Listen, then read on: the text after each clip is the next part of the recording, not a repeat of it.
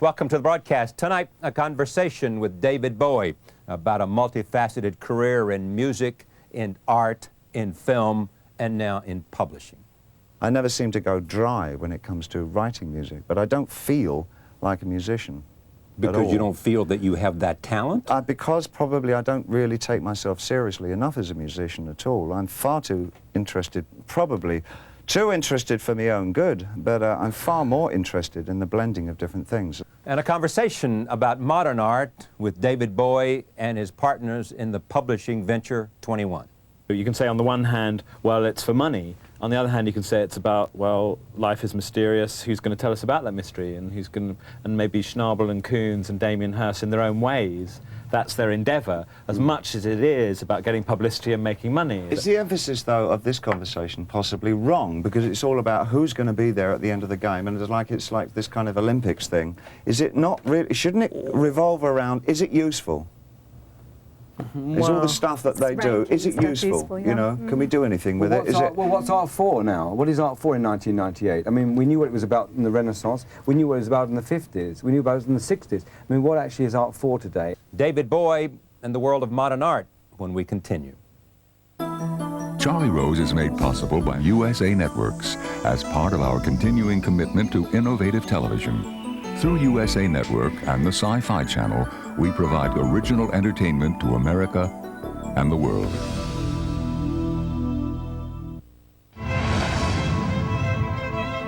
Anywhere, anytime, any book.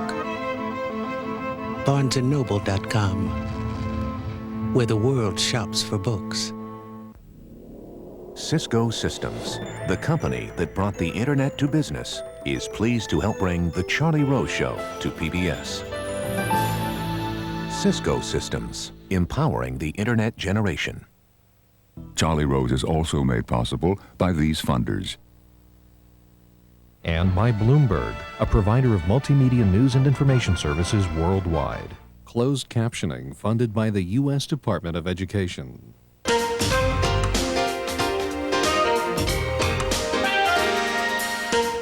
From our studios in New York City, this is Charlie Rose.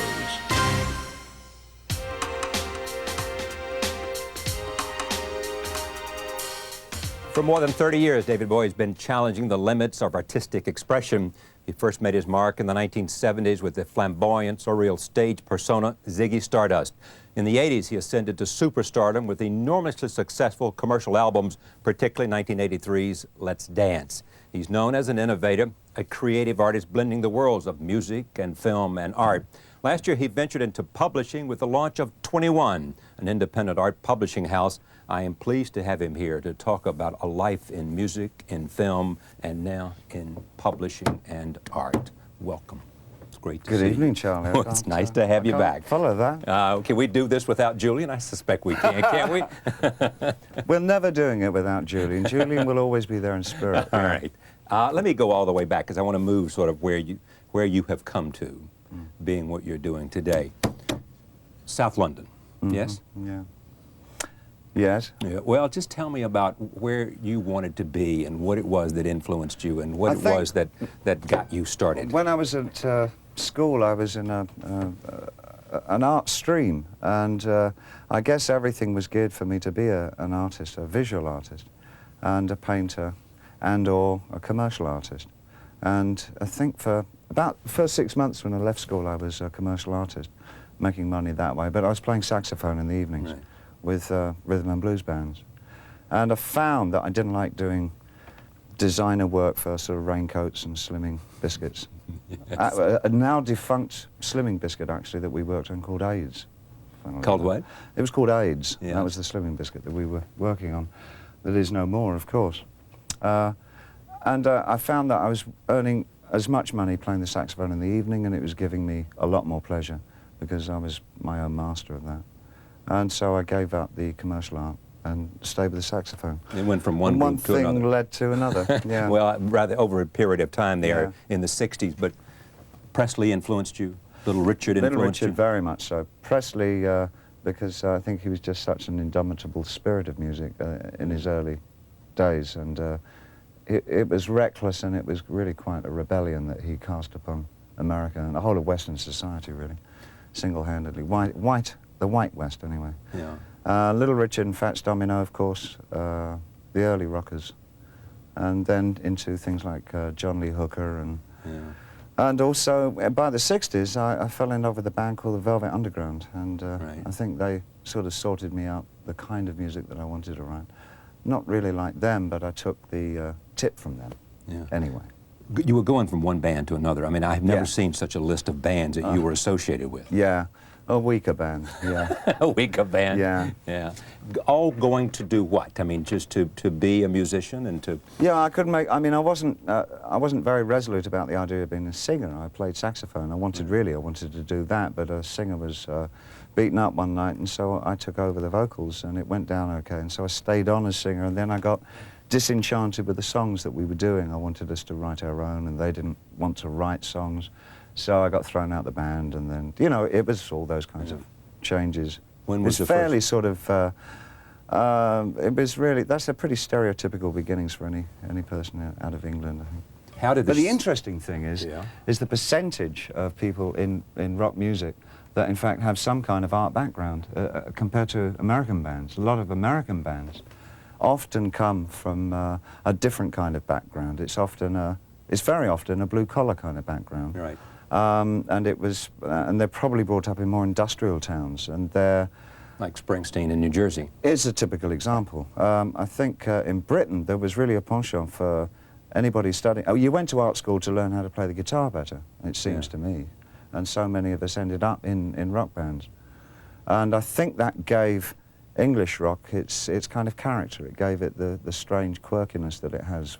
I mean, for sure, mine draws on not just rock, but vaudeville and avant-garde, you know. It can wear a red nose and sort of take its clothes off at the same time. This notion of you as an iconoclast, this sense of always striking out to sort of, as we say, push the edges of the envelope, where does that come from? I'm not sure if it's iconoclastic. I think my ideal more is a synthesis rather than anything else. I quite have always liked the idea of the cybernetics of our culture, the way that you can draw several strands together and create a new thing. I hope and believe that it's that what I do is more of a creative thing in that way, that I think it's fine to draw from opera or from the visual arts, from the underground, from mainstream, and just produce a new blend, which is probably a more complete way of describing the way that we live,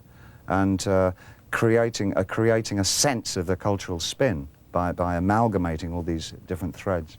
That's what I think anyway. Well, Charlie. one of that's it, isn't it? That's what it's all about. One of the things that people have always said about you is you keep an eye on what's going on with what is new. I can't take my eyes off them. I've got an incredible appetite for what we do and how we do it and how we express it. And ever since I was a kid, I always want to know what's out there. I've always wanted to know what's happening. Do you think of yourself first as a musician? I mean, is music where no, you're... actually, I find that the idea of having to say that I'm a musician in any way is an embarrassment to me, because I don't really believe that. I've always felt that what I do is I use music for my way of expression. I don't believe I'm very accomplished at it. And I give a little sigh of relief every time that I come up with something which sounds whole and complete and sort of functions as a piece of music. I mean, sort of... fortunately, it does seem to be there all the time. I never seem to go dry when it comes to writing music, but I don't feel like a musician. Because you don't feel that you have that talent? Because probably I don't really take myself seriously enough as a musician at all. I'm far too interested, probably too interested for my own good, but I'm far more interested in the blending of different things. And I just can't, I have the attention span of a grasshopper, which means that it's very difficult for me to become a craftsman. I suppose that I'm quite promiscuous and a jack of all trades, artistically. of course, you know, Then, monogamy and me are like yeah, this. of You've got to course understand they are. this, Charlie. You know, life's changed. She's It's moved here. along. We've reached a plateau of changed. maturity. I've changed. We Charlie. behave, don't we? Oh, yeah, we do. What's the... We know a good thing when we see one. Yes, we do. We Less of certainly that. do. Funny how life changes, isn't it? Yes, it is. Yes. We're synthesizers, though, aren't we? We were. Boy, did I synthesize in my time. Yes, you certainly did. But you don't regret any of it. Bear You don't reflecting regret any upon. of it. I don't actually regret. I don't regret a thing. Your Honor. One lives one's life so, so that one can Several become times. so that one can become One wakes whatever up one is destined to be. One wakes you up know? at night sweating And one has to sometimes, travel thinking the about road one's and life. stop wherever life leads him. Many of mine were cul-de-sacs, but I understand you got a suit like this, John. Yes, I do. Okay. Do you have one like this? Exactly like that, Exactly yeah. like when you go see your banker. Yeah, I wore it in the hunger. Did I see something the other day where you were worth like $800 million? $900 million. 900 it yes. was. Is yeah, that true? I'm waiting for the check. It's the most. Everybody who knows you is everybody. is digging up in your backyard saying, I where is he have keeping it? Had so many new friendships since that article appeared. I can't tell you. I feel so beloved everywhere I go. Stay with It's absolute garbage, complete and utter crap. Okay, 800 million. Absolutely nowhere near that. Yeah. No, that's. I have no idea where they pull that figure from. It's just incredible. But have you been good at taking money I've that been you... very good, but I'm No, not taking money not that good you enough have to earn 900 million. Not that good. Not that good. Movies. A long series of movies. Yes, I've enjoyed doing the movie. But you don't think of yourself as an actor either. No, not really. In fact, no, not at all. And I guess it's a vanity that when you are offered a part, if it's with a director that you have a real interest in or you feel has a new spin on things, it's very tempting to accept the role. And this year I just did another piece with an independent company, a new director, a brand new director. It's his first film. Nearly everybody involved in the thing is brand new. And the star of it is a musician in Britain that I got a lot of respect for called Goldie. And he's sort of really the godfather of a new kind of music that's come out of England over the last 10 years called drum and bass. And this is his first role. And it really tells the story of gang life in Liverpool. In particular, I guess the mixed race gangs and the triad, as there's some kind of conflict there. And it's an extraordinary venture, and so far it looks to be a really great film. I think it's going to make quite a noise when it comes out. It's an excellent piece of work. I had no idea. Goldie asked me if I would do it with him, and I had no idea what to expect, and I just wanted to do it because I liked him and all the guys that he was sort of with. And it's just turned out to be a treat. That's called Everybody Loves Sunshine. But you have in fact said that the only movies you do are those in which you like the director and you want to do There's got to something. be something in there that I really feel that I have strong empathy with, you know. And of course, you know about me and SKs and, you know, Yes. the military and all that. What is it you think you do best? You know what? I think I would love to have been, I would love to have been like Sting and been a teacher. I really would have liked to have done that. What really sort of gets me off is to be able to introduce people to new things. I love the feeling of introducing a new subject or something, especially to younger people, that maybe excites them and gets them going on something and it influences them to do something, you know, opening up some kind of world. I love taking people to art galleries and really corny things like that. I love going to museums with them as well. And it's a joy that I've always had with my son especially. It's been just terrific to be able to do that. Take him to the theatre 1 week maybe, then take him to a dance club or a rock show and then an art museum and all these different things. And it's just great to see how somebody else takes these same influences and puts them together their own way. Because I remember when people did that for me, I always felt it was a gift when anybody took me anywhere and or showed me a new way of doing things. I always felt that that was the greatest gift that they could give to me, and I love doing that back. I love showing people things like that. And I got a website called bowieart.com. Right. At the moment, it's quite a vanity box because it's all my stuff. But we do have quite a bit of information on the books with the publishing company. All right, we'll get to that in just a moment. Let me just but also, no, my point is that in about 2 or 3 weeks, we're going to start putting on new artists. Artists that I believe are very good and really have something to say. And we're also opening it up more as an e-zine with a lot more articles. And I'm going to encourage the people that are using the site to contribute their ideas and maybe galleries or artists and work that they've seen and have them write in and tell us about it. I want to also get to a place where we can have them download work by artists from this site and interfere with it, manipulate it and put it back up again, which I think is a really nice interactive thing to do. Is to mess with an artist's work is, I think, great. Well, I have a magazine here. One of the things that you do for modern painters is you interview artists. Yeah. I enjoy that tremendously. Jeff Koons and others. And I try and make it a deal for myself not to interview anybody that I really don't feel is somebody who has some place or position in my heart as being a pretty good... It's not somebody you like or curious about I mean, or because I'm a so-called celebrity interviewer, I kind of rather take advantage of that and just go for the people that I really want to interview. It's not a job in that way, you know, go and interview him or her, whatever. I kind of suggest the people. You go where your curiosity takes you. Yeah, well, if you got it, use it, you know. You're painting. We're going to see a few here. Okay. How long have you been painting? Probably, again, I guess it all started bubbling up to play music and sing and paint all around the same time. Around about 8 years old, I guess I started. Taking it seriously, when I was around 18 or 19, I took it more seriously. And it's gone through ups and downs, you know, zeniths and sometimes well, funnily enough, when music starts to decline in my interest, where there are moments when you really feel like you haven't got it, that you've got nothing really to express, that it's going wrong, you've lost the plot. At those times, I found that painting has really sort of taken over, and I've produced an awful lot during that time. But they keep balancing each other around. I used to find that they would balance each other very well. So when one's down, one is up. Yeah, well, I had a way of working through musical problems by painting them out at one time, and that seems to have disappeared over the years. But you've lost that ability? Yeah. For one reason or another, that seems to have changed now.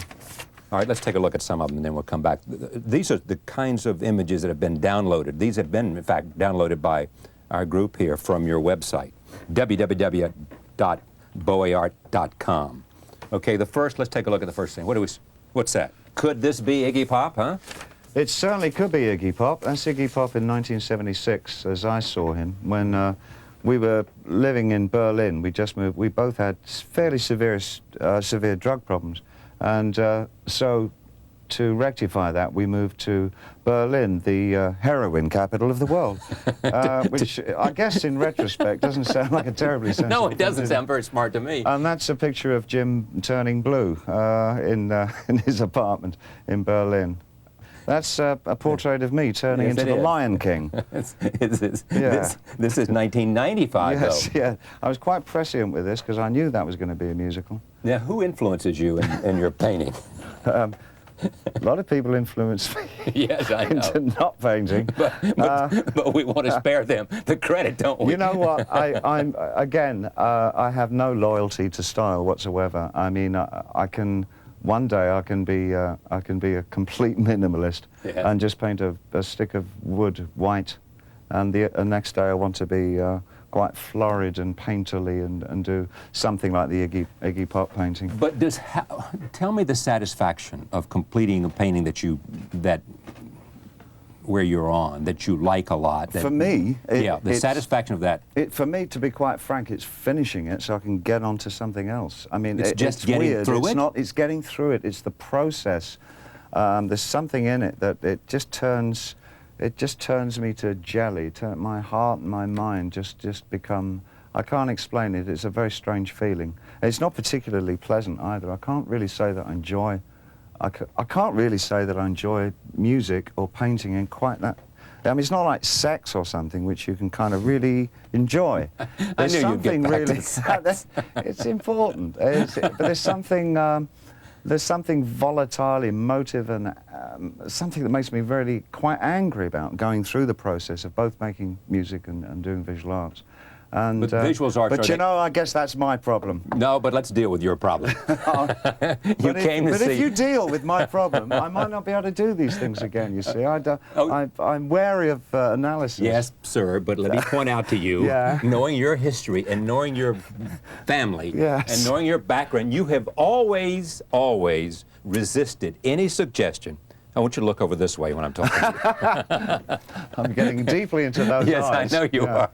You were getting into those eyes, Yeah. weren't you? Now, why you What's weren't- this about? You have always, Yeah. always resisted any notion that this creativity that you have comes from any sort of dysfunctional or You know, madness yeah, out of family. I think I've often wondered if actually being an artist in any way, any nature, is a kind of a sign of a certain kind of dysfunction, a social dysfunctionalism anyway. It's an extraordinary thing to want to do, to express yourself in such rarefied terms. I think I think it's a loony kind of thing to want to do. I think the saner and rational approach to life is to survive steadfastly and create a protective home and create a warm, loving environment for one's family and get food for them. That's about it. That's actually all. Anything else is extra. All culture is extra. Culture is, you know, that's, I guess it's a freebie. It's something that we only need to eat. We don't need particular color plates or particular height chairs or anything. I mean, anything will do, but we insist on making 1,000 different kinds of chairs and 15 different kinds of plates. It's unnecessary, and it's a sign of the irrational part of man, I think. We should just be content with picking nuts. Not mine, I might add. You were so on. Let me see the next slide. The next thing is an acrylic and computer collage on canvas. Yeah. Yeah, what I do, I take This is 1997, and we're not... Yeah, no, we're very recent now. This is what it looks like now. It's not so expressionist, is it? There's a kind of... No, there's nothing. There's, I think probably I'm getting influenced by what's called bad painting, which is in vogue. If you want to know about bad painting, ask Charles Saatchi, because he bought everyone in England. He did? Every single bad painting in England, I believe. And did he put him in... Except that one. But he hasn't bought that one. Did he put him in storage somewhere? He's probably sold him by now. You know Charles. Yes. All right, next slide. Yes, bad painting meets expressionism. You see, I can do them all in combinations. Yeah. You just tell me who you want. All right. And you'll get it. Yes. That's what this is. It's an just acrylic this, and... Yeah, these are a series of paintings of people that come in and out of my life, and I just do very quick sketches and take photographs and Polaroids and produce very fast and, in a way, I think they're fairly accurate portraits. And who might this be? This is a trucker. No, there are not too many truckers in my life, Charlie, but this one obviously made a mark. It the underhang. Yes. Would you call that an underhang? Well, it's not an overhang, is it? No, well, I guess it could be an I guess underhang. so, yeah. Next slide. That was a rather, I guess... Another self-portrait. Yeah, but, these come from a series of 5 paintings that I did as a potential cover for an album called Outside, and this, in fact, was the one that I chose as the cover. What happened to the album? Not very much. It came out, and I think it was quite interesting. In fact, I'm supposed to be doing it as a theatre piece with Robert Wilson for the year 2000. So that's something that we're supposed to be meeting. If either of us can find some kind of place where we're both in the same country at the same time. Well, that would be right now, because he's in New York City. Is he? Yes. I'd kill him for not phoning me. Next slide. Robert, wherever you are, contact me. Will you? That's called Ancestor Figure. This was inspired by a trip you went to South Africa in 1995 with Iman. Yeah, we went over there just after Freedom called. And one of the stories prevalent in Africa is that the ghosts of one's ancestors are white. And often when white man was first seen, he was thought of as being one of the ancestors of the tribe. And so I just took that and did a series of ancestor figures with kind of Ziggy Stardust haircuts. See, here's the picture I get. Yeah. All of it never goes away. It's all still there, so you can reach back and bring it forward and push it back and step forward. Did I show you this? This is Charlie has this. It's an original piece of merchandise from my Ziggy Stardust tour. I stole that long time We pressed 7 of these, and this is one of them. Discovered. All right, next slide. We got 2 more, and maybe we're going to move on. Yeah, I think we better. Well, that's obviously that's the female to the series. Remember, America, if you want these, you can pick them up on the website. Be my guest. All right, next slide. This is Bill T. Jones. This is interesting. Yeah, Bill T. Jones wanted, well, asked me if I would contribute some art to a benefit that he's throwing for dance, and this is one of 3 pieces, 3 lithographs that I did for him. Voila. A couple of things about the music. Yeah. How do you feel about Let's Dance? I mean, think it became an incredible, I mean, it was an extraordinary acceptance that I had there. I'd never had anything quite like that before. Up until that time, I was quite happy being a sort of a major cult figure, in a way. You know, it was a nice place to be. It gave me a lot of freedom.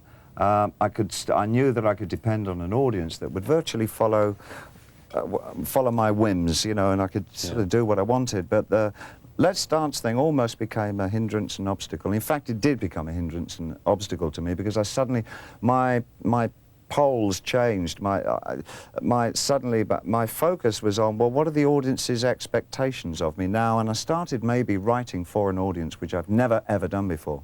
And when I learned that that was for me a stupid thing to do, I got back into the way of writing for myself again, and I think balance has been, equilibrium has been arrived at now. I'm very, very happy with the way things are, both musically and the kind of simpatico that I have with my audience. Earthling got a lot of very good reviews. It did indeed. I was so pleased about that, because it was an album that had no compromises on it whatsoever. It was very hard-nosed.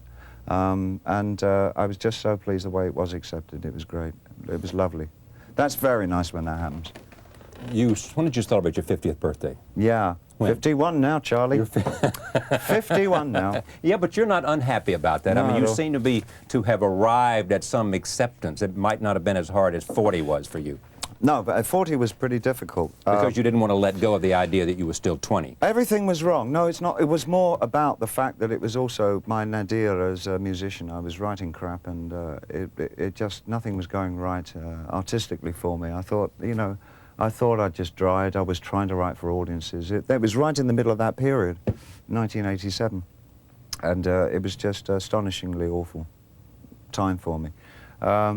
And I think I just had to kind of it's almost about pulling yourself together and saying, hey, I've got maybe this finite length of time left. I really would like to enjoy it. So, you know, stop self-pity and stop all these kinds of things, and just pull yourself together and maybe make some decisions about what it is you really want out of life. And I think the first thing I wanted was each day to be really good. And so I had to go about changing everything in my life. Everything. And I've arrived now at a place that I hope that I'm not self-satisfied, but I'm certainly a fulfilled man. I'm fulfilled romantically, musically, artistically. I love my family. We're so close now.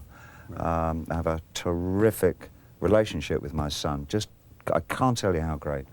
And so it's something I just want to keep on the front burner every day. I just want it to be just like that until death strikes, you know, and that would be cool. Good for you. All right, let me turn now, take a break, and we'll come back and we'll talk about publishing and about this latest venture, Please. 21. We'll be right back. Stay with us. I'm afraid of Americans. I'm afraid of the world. I'm afraid I can't help it. I'm afraid I can't.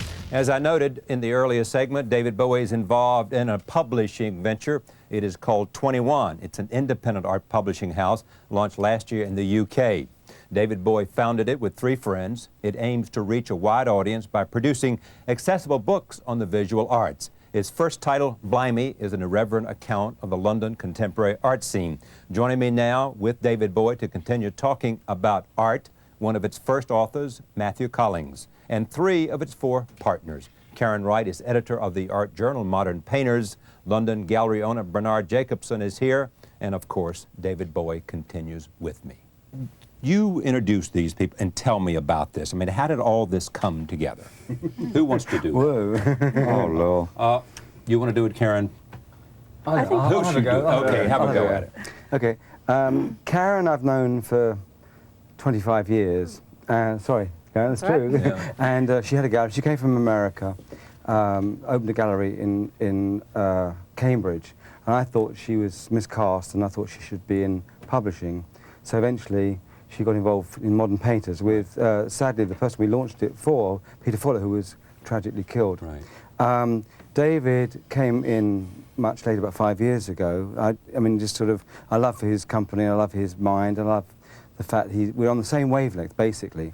So he was brought in as well. And He was brought in to do what? To do these interviews for the magazine, or to do something else? Advise, write, everything. I mean, it just across the board. He formally joined our editorial board. Oh, he's on the he's on our editorial board. editorial board, along with Lord Gowrie and all other Richard Vaughan, Yeah. other very, you know. We had him for a trial dinner, do you remember? Yes, that's right. Yes, yes. Oh, And then I yeah, had to did I? pass the trial. Yes, and it was a trial of fire, yeah, and he survived it. And it was tough. Yeah, I mean, there was a very kind of heavy. I had to argue with Hilton Crane. Yeah, it was a very heavy That was intellectual. my It was a very heavy baptisal. intellectual team. That's a show I'd like to watch. It was great. I loved it. Hilton loved him. Yeah. I mean, it was this kind of. I didn't want him to go. I could have argued all night. Well, it was all these kind of heavyweight people, and you know, and then David, and they said, well, you know, he's a pop star, you know, and then you know, as the evening went on, it was like, oh, he's read a book or two. Oh, he knows a thing or two. And slowly they were going, oh, we love him, and so eventually he became part of the team. He's very much part of the team. How is this magazine different from any other?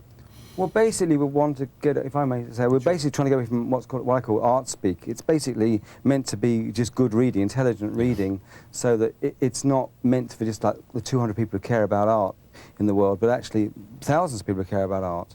Listen to this. David Bowie with Jeff Koons, William Boyd, The Story of Nat Tate, Brian Robertson on Robert Rauschenberg, Martin Gayford on Frank Stella, Jed Pearl, Art in New York, Richard Wellheim, Kids of Survival, Norbert Linton with Dora Ashton, David Hockney, TV is dead. And whoa, David. That's a little joke. I mean, You don't deal with anything controversial.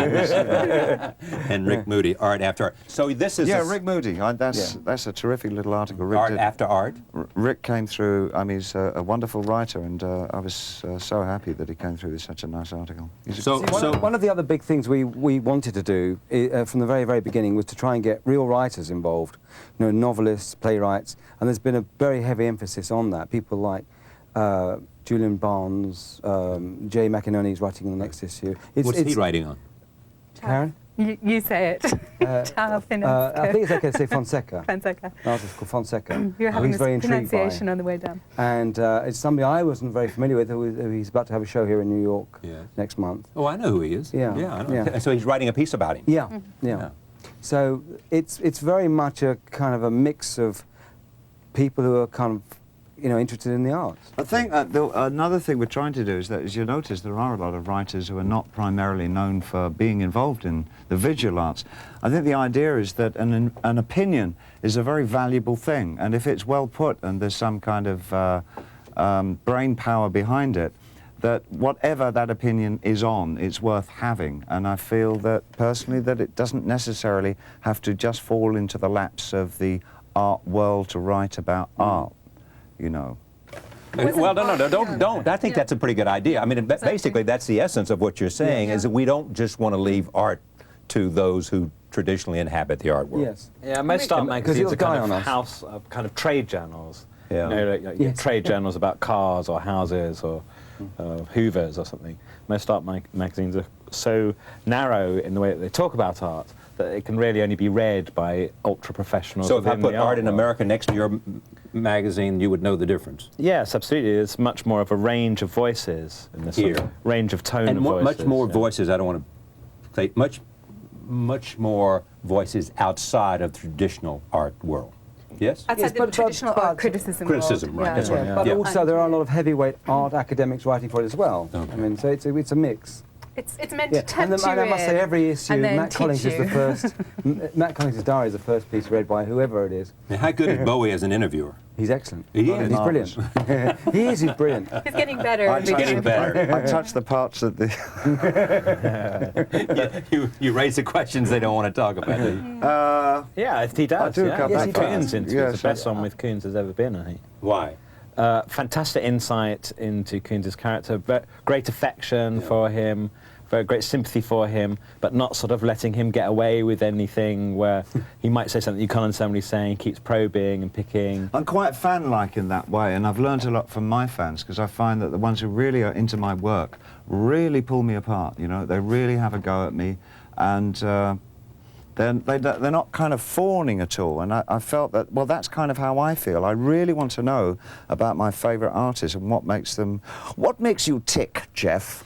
I'm not sure if I quite got the tick-tock, but I certainly felt that he was very generous with his time and allowed me to maybe get nearer to possibly what he's all about than maybe others have done, because he's really great. He's a great American artist. Well, I think the point's well taken. It is this notion that the people who, this is a fandom idea, you know, the best critics I know genuinely love the art or the performing art that they write about. The best. They love it. Yeah, you They get care off on about their it. passion when you read them. And That's what they may be the draws most you in. critical, but they're brought there by genuine love and not a cynicism. Yes, that's Yeah. right. Right? Yeah, they're crusaders. It's easy to be nasty, Yeah. but it's much harder to be Cynicism generous. makes a lot more money. That's why it's so Yeah. popular. Exactly. It's a Unfortunately real, so. It's a real But great, it's a it's career easier, opportunity. Yeah, it is easier. It's a lucrative one. And sometimes, and unfortunately, it's become identified, even in my profession, with talent, and it's not talent. Cynicism is passe. We're going back into an age of romanticism. Watch. But I think the other thing we did with the magazine, and it's in these interviews, is give people space to write. Art magazines always have very short articles, and we've given people length, and the interviews length, and they make them very special by having length to develop and length to grow in. Take me from this magazine now to 21, which is publishing books like Blimey. Well, Matt was typical of a person who was writing for the magazine, whose diaries were getting better and better, who has a long association with the magazine from being a proofreader in day one to writing. He was a wonderful proofreader. We didn't have so many mistakes. In But why a publishing company? I'm going into... I think it's a true extension. of the magazine. It just comes straight out of the magazine.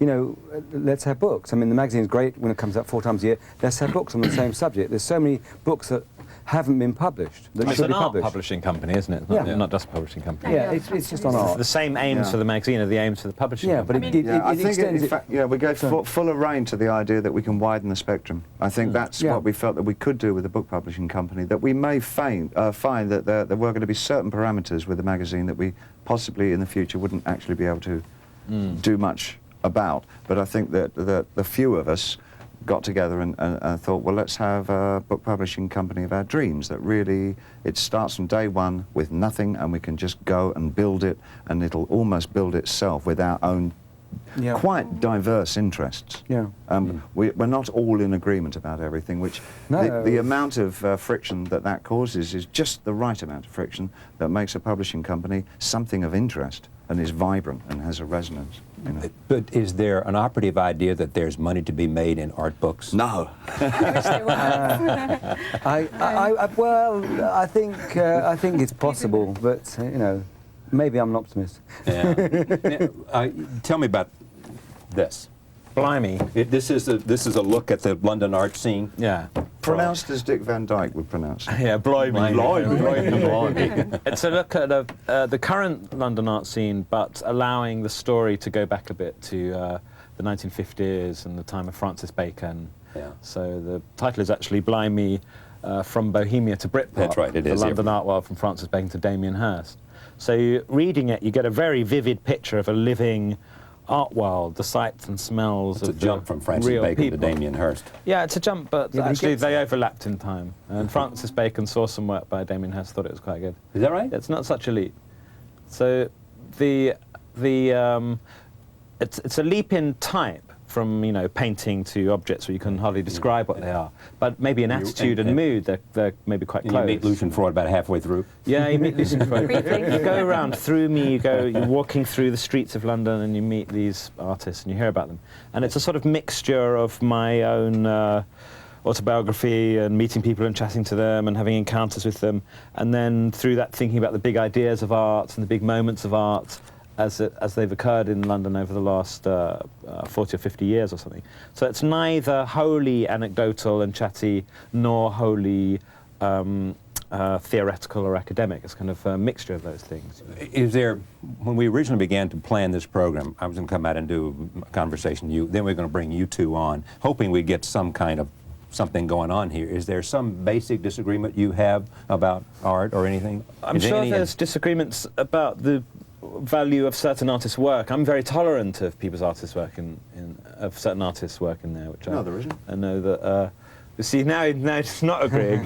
he's disagreeing by agreeing. But well, I think we all have. You see, we're all having a very different stance here. I mean, I would say. I mean, Frank, he hates all the artists in there. Yeah, well, I must say. I mean, I said. I'm very kind to them all, even yeah, though. I mean, he does have a problem with the majority of those artists. Well, I mean, I basically say, which pisses everybody off, that I say that there's nothing after Cézanne.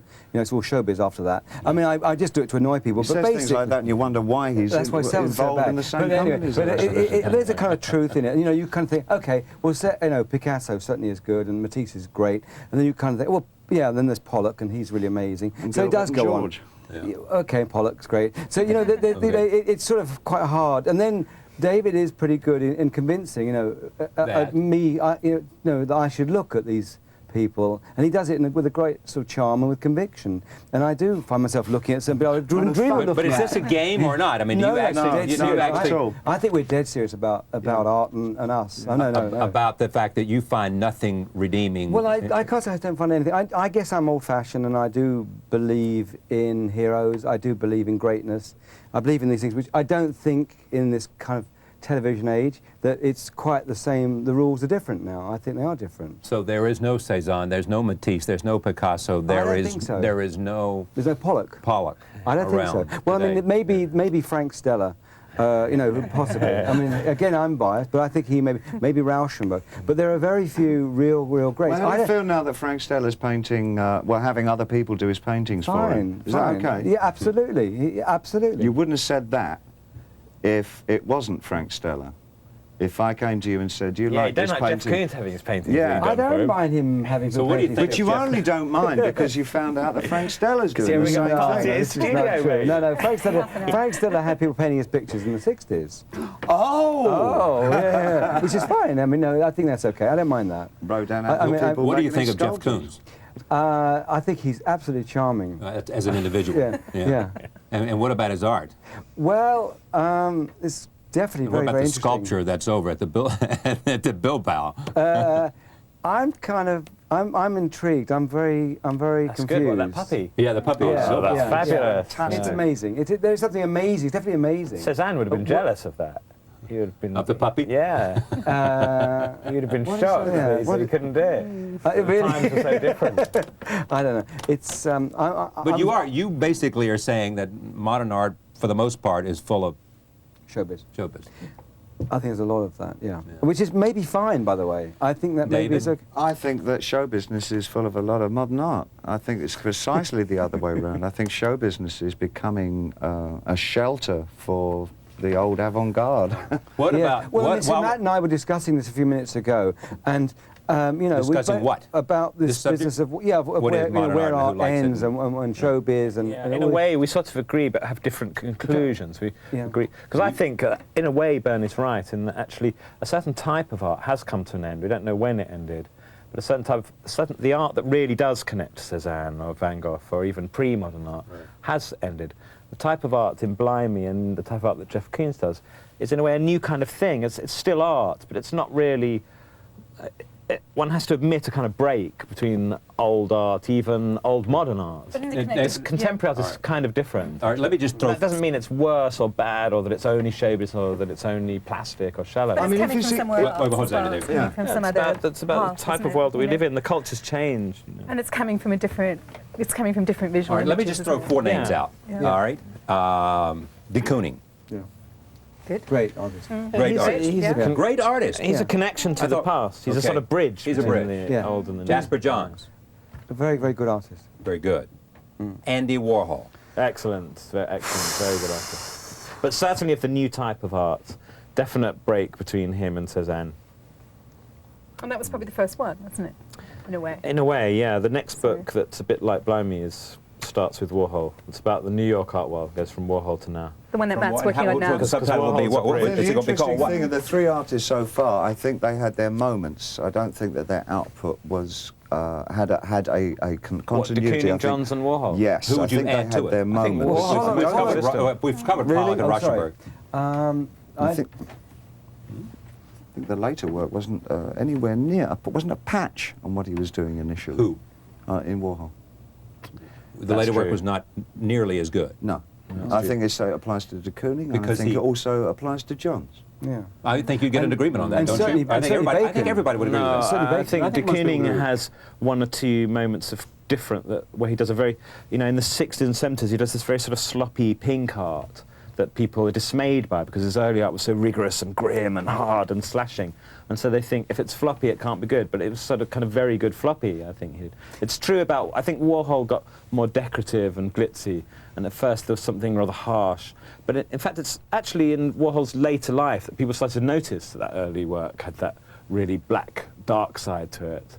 At the time when, yes, it was the when relative Warhol was values doing of at the the early and time, the late. people assumed, wow, it's pop, how groovy. It almost focused the early work when he did the later. You look back on early Warhol now, it seems very dark. Yeah. Oh, yeah. That for sure. But I think these artists- are the names. I think these are the great names that are going to end Yeah, the they century. are the big names, yeah. These are the people going to end the Yeah, yeah. century. And I mean, if we obviously kind Johns is if we an look at the middle of the incredible century, artist, when I kind of arrived, as a kid, looking at art, it was Leger, Chagall, Picasso, Miro. Chagall, everyone's forgotten about Chagall. Oh, now, great haven't they? artists, Great artists. But I mean, these were the great artists in the middle of the century, and we're ending the century now with Lichtenstein, Warhol, Stella, Well, Johns. Lichtenstein, what do you think of Lichtenstein? I think he's a great artist.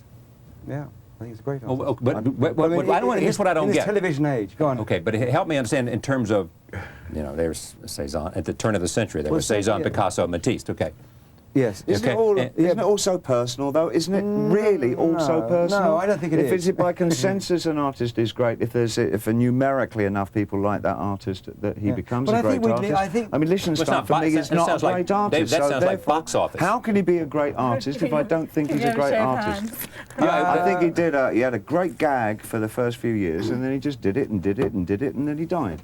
I don't know that That's makes what him... artists do that. What? But yes. That's what artists do that. Yeah. His great gag was great. It's the was Lynn great. Chadwick But it was a thing. big. Great but it's gag, a- it's great. I think Gag, I think you might find, and I'm not sure, you might find that these people, like Stella, Johns, Rauschenberg, Lichtenstein, might dwarf the abstract expressionists. You might find in 20 years' time they will be the great late 20th century artists. And you'll look somebody back like on people like de Caulfield. Kooning, and you'll find that they will Well- simply be School of Paris. They'll be read as, something that came out of the great Parisian artists. Greatness is when an artist seems to be a foundation stone. And Yes. They're foundation stones And for those thought. You can't guys- really, if you took them away, it would seem like art would fall down. So then you think, and, we well, know, they're the and we're great forgetting ones, about you know. people like Jim Rosenquist and Klaus Right, Oldenburg. sure. These are sort of giants. I mean, I think you being a New Yorker, you're right on top of it. I mean, me as an outsider, I'm coming into to town, and I know these people very well. I knew Warhol. There's something kind of amazing there, absolutely amazing, exotic, amazing, original, extraordinary, dynamic stuff that we hadn't seen before. And now I know they're old. Some they're in their 60s and 70s, Yeah. and some sadly have now died. But they are the greats. They're probably the great living artists. Okay, but I don't want to lose this idea. What's happening in London today? I remember when I mentioned at the beginning, Yes. David, can we do this without Julian? Because you and I and Julian Schnabel had a program right here at this table in which most of it was a great give and take and back and forth and dialogue and conflict and confrontation between you and Julian, of which, as I remember, Julian said that you basically didn't know what the hell you were talking about when you suggested that there was something interesting happening in art in London. Do I remember well? Well, yeah, it's somewhere in there, but I mean, that's it. We kind of, I hope we love each other, Julian. and I. We get on great. But Then, okay, but let me say with this idea, is there I think something... it was hard. I think it's hard and was hard hard, and not so much now, well, I don't know, maybe it is, for American artists to actually believe that anything could possibly be important that came out of London. And I think it shocked a lot of people. Same for Well, a lot is of London Damien Hirst artists. was a lot of London artists. Until 10 years I think ago. it's very Shocked them hard. too. We all thought, well, London art is rubbish. New York is where it's at. Yeah. And then you ask what's happening now. What's happening now is artists in their early 30s who've been working for 10 years or so, or mid-30s, who is the sort of Damien Hirst generation, who suddenly emerged as this group, making London art now the recognised top international art spot. Is it? Yeah, Oh, I would yeah. have thought Oh, yeah? the only place in the world where Because there's of a Damien Hirst? Yeah. Not No, just no, because New York is the Damien place, but dragged the it art into focus, movement but is from London there was now, an yeah. awful lot of new, irresistible talent under his arms. Yeah, it was art about contemporary life. It was incredibly vivid, very strong. It was kind of had a bit of pop in it and a bit of Very painting, bit of autobiographical. film, bit of photography, a bit of autobiography, a lot of realism, a lot of black humour, Grit. a lot of sort of drollery. I think you end the middle of the century with these great French artists. I mean, they're really, Right. these really kind of amazing artists. The 19th century.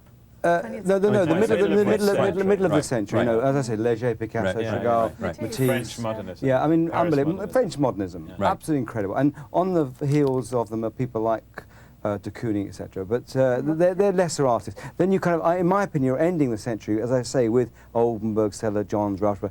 Maybe in 2050, it might well be Jeff Koons, it might well be Damien Hirst, it might well be Tracy Emin, these kind of people. But I think it's way, way too early to start promoting them quite as strong as they're being promoted. But you're already I mean, suggesting that the history is known and is carved in stone. That's not necessarily true. Well, I think, its own course, yeah, doesn't I it? think You the can- threads of history are so entangled, they start to detangle at a certain point. For instance, Picasso no longer has the ultimate priority that he had, say, even 15 years ago. Duchamp, You mean Duchamp has has now caught moved up in? so much with another generation, Right. and that happens continually. But that's happened through that the the artists. emphasis changed. So the quantifying great is almost nonsensical because it's periodic. Is the emphasis, though, of this conversation possibly wrong because it's all about who's going to be there at the end of the game, and it's like this kind of Olympics thing. Is it not really? Shouldn't it revolve around? Is it useful?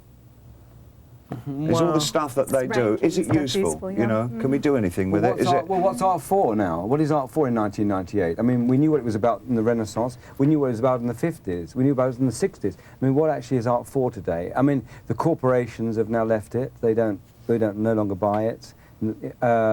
Collectors don't buy it much. I mean, what is art for now? It's a very interesting, important question. Yeah, and there's no real solid answer. I mean, everyone has their views, and if you didn't have a view about it, then why would you be interested in it at all? And you can say on the one hand, well, it's for money. On the other hand, you can say it's about, well, life is mysterious. Who's going to tell us about that mystery? And and maybe Schnabel and Koons and Damien Hirst in their own ways. That's their endeavour, as much as it is about getting publicity and making money. It's Yeah, but also see, this I other really mystery thing. believe that these artists work in a kind of a white heat. They kind of don't even know what they're doing virtually. Yeah, I but mean, all you art know, has been like that. Yeah, no, though. I think it's a Yeah. plus. Yeah. But I mean, I think that's why I'm saying we have to wait and see. But their energy is exciting, and that's what's pushing them to the fore right now. But time will have to work out what, you know, when we look back, if we're still around in 2050 or 2020 even, we'll get some idea. And we'll say, well, actually, that's not interesting. Why it won't be interesting, maybe, is because we won't be living like that anymore. We'll be living like this. And so that kind of art will become irrelevant, and they will not be important. But- and another kind of art will be important. I think that Buy one programmers. I think the people Yeah. who buy programmers and collect programmers who can do extraordinary things with computers. Oh, it's that's spooky. what we collect. Well, I'm sure you're right, but it's spooky the way painting never really goes away and keeps coming back. And even now, at its trendiest, white-hot moment Yeah. in art, Sure. painting is so big still. Sure, But sure. And I wouldn't be surprised in 2050 if there's still lots of sales of canvases and brushes and Yes. tubes of paint. Well, People going, I would disagree with that one. I think it'll be a problem selling paintbrushes in 2050. You do. Yeah. Yeah, I think They'll that be selling people, I think paint artists boxes. will still paint, but I don't think they'll render. I don't think there'll be too much rendering of, you know, a kind of a tree and stuff like that. I think paint will, it'll go on and on. As long But I as there's a think- Glasgow, Bernard, there'll always be a painter. Can we explain this one, David? Well, that's, I mean, singularly kept painting going in Oh, Britain. I see, you for- mean the kind of Scottish There would, school. I agree that there Yeah. would be very little painting But I mean, do going they on look if good? it Do those hadn't guys been look good? instigate- I mean, they look... You know. That's difficult to say, actually. Well, don't the look good to Glasgow me. Crown. I'm out of time, unfortunately. Oh, right. 21 is the name of the publishing company. 21. David's idea. Modern name? Painters is the name of the magazine. Thank you. Well, thank you, David. Thank you very much for having us. Half of it Charlie. we didn't cover, so I expect you to be back here at this table to pick up suit. on some things. No, we like the suit. I'll wear that suit next time. And I'll wear that one next time. But you owe me another 30 minutes, sir. And these people are witnesses. I've enjoyed it very much, all of it. Thank you. Thank you Great very much. Pleasure. Thank you very much. Much success on the publishing and you. on the magazine and on the gallery and on whatever career, wherever you are. Whatever it is you do. Whatever you want to do And next. I certainly hope I'll be here. Thank you for joining us. We'll see you tomorrow night.